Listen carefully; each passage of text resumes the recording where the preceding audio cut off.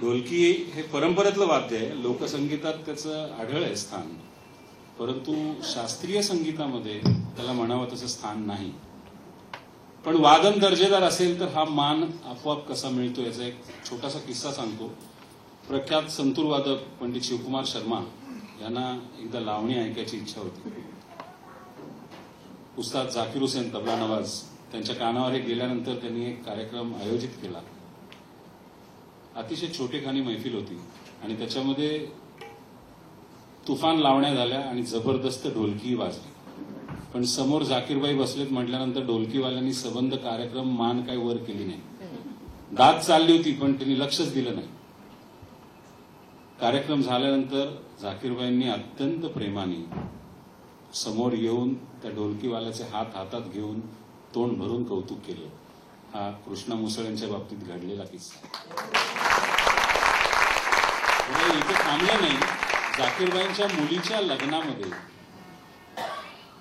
यांचे वडील पांडुरंग घोटकर आणि कृष्णा घोटकर अशा पिता पुत्रांची ढोलकीची जुगलबंदी सादर झाली आणि लोक उभे राहून दाद देऊन ती जुगलबंदी ऐकत होती.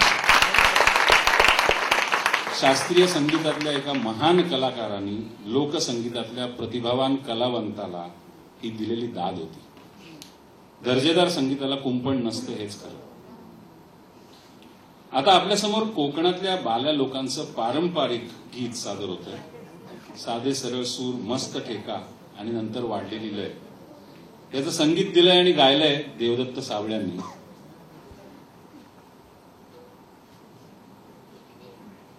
ऐकूया गणा धावरे मना पावरे.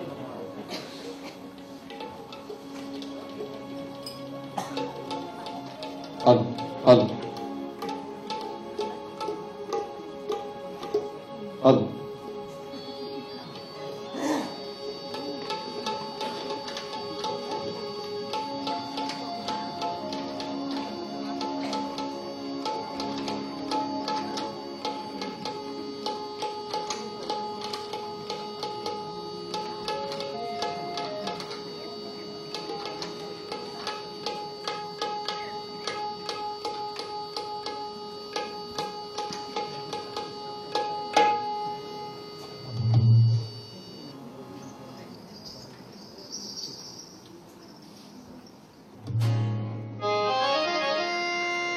ओम नमो सद्गुरु गुरुनाथ माझे, गुरुनाथ माझे.